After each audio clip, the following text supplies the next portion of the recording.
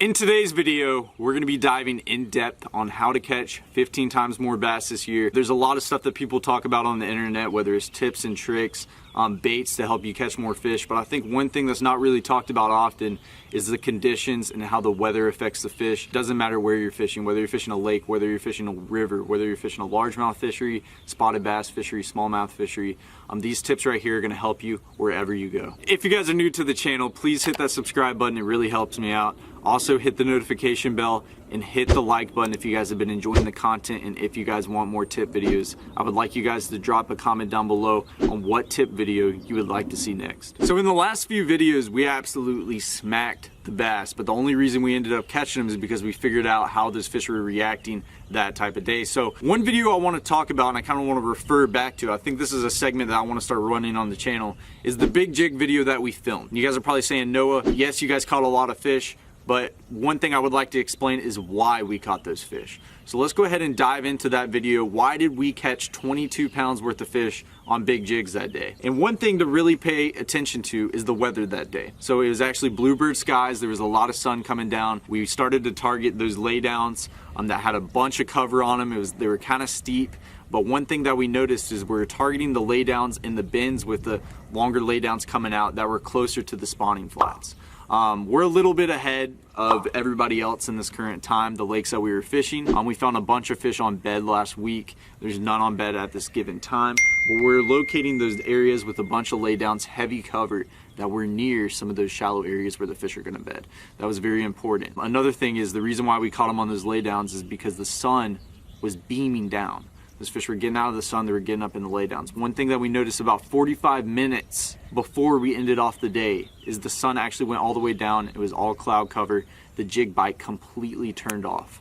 So instead of us continuing to fish that jig bite, what we should have done is tied on some moving baits and started covering some of those flats. You know, as the sun was coming down, some of the fish were feeding out on some bait on some of those flats. That was one thing that we should have done. If we would have adjusted to that the last 45 to 30 minutes of the day, we would have caught a lot more fish. But let's move on to the next episode where we actually ended up catching them on moving baits in some of the laydowns. This one was very important. This day was actually a lot of cloud cover. A lot of cloud cover outside. One rule of thumb is when you see a lot of cloud cover, if it's an overcast day, those bass, especially largemouth, are going to be roaming a lot more. And what exactly do I mean by roaming? They're not going to be exactly tucked up under all that cover as good as they would be when it's bluebird skies, when the sun is beaming down. Yes, there'll still be bass around that stuff.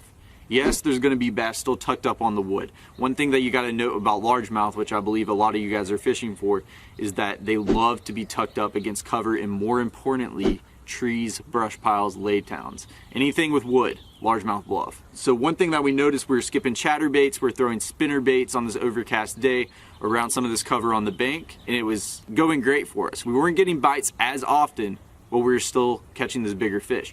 One thing that I noticed is we would skip the chatterbait up under the tree. The fish wouldn't eat it until about 5 foot off the bank. Those fish are really just roaming the shorelines right there, trying to feed on bait, and they're moving a lot of the time. And that's going to be tricky on some of those days with, you know, cloudy conditions, but also can be some of your best days on the water.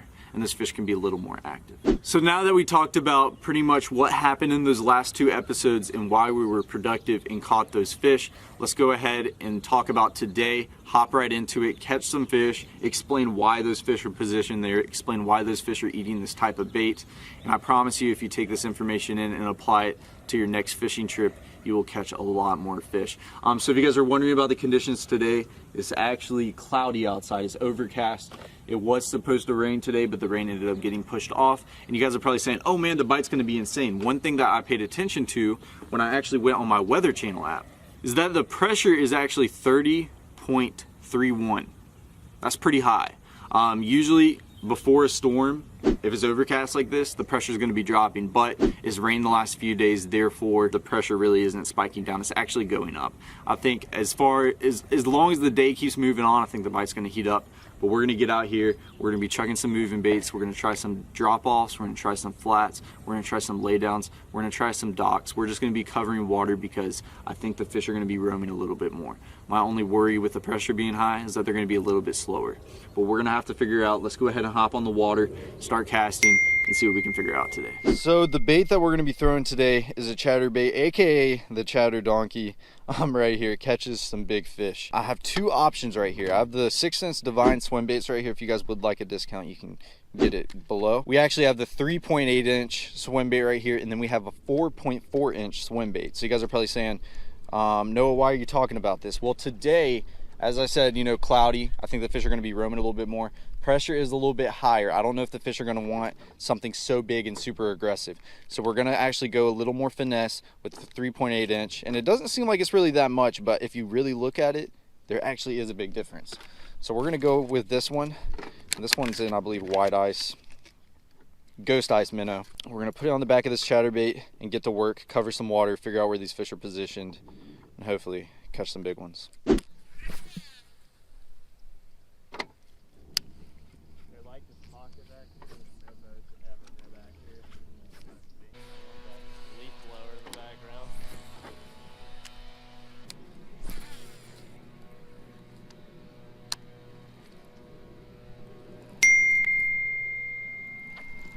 Got him? I got him. There you go. Working it on the bottom. Wow, that is awesome.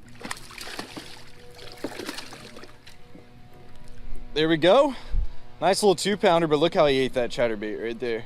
Choked that sucker. A little Divine swim bait trailer. That's how you want it right there. He didn't even have the hook too good. But this one thing, we were playing around with how we're retrieving it. I let that thing sink to the bottom and was slow rolling it. Sure enough, caught a beautiful 2-pound bass. Get him back in the water, see what else we can figure out.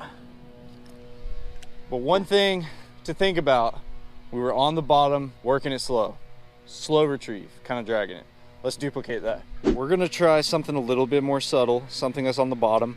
We're gonna tie on a jig. This is the 6th Sense Divine jig right here. I've been catching them on it pretty good. That's what we caught that 22-pound bag on the other day. We're gonna give it a shot. This one's just green pumpkin with some blue in it. It looks awesome. We'll skip it under some of these docks and laydowns. One thing we're going to target too is working it far off the bank. These fish might be more on the drop-offs. I think we just got to find them and see what they want. Remember how the last time started? It was kind of the same way. You hook that big one and we just got to kind of figure them out.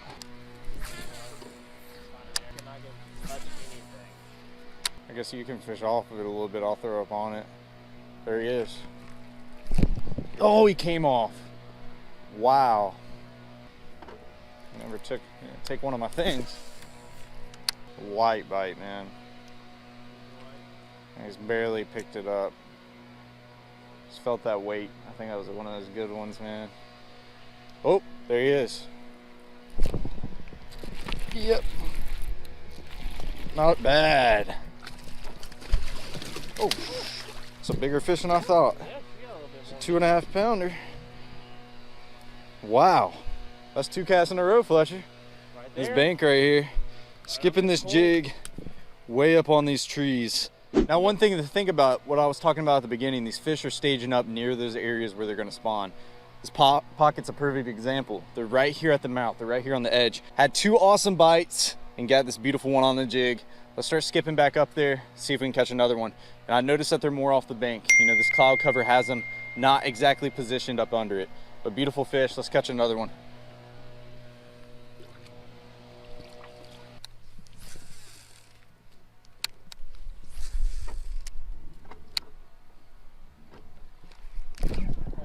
No freaking way.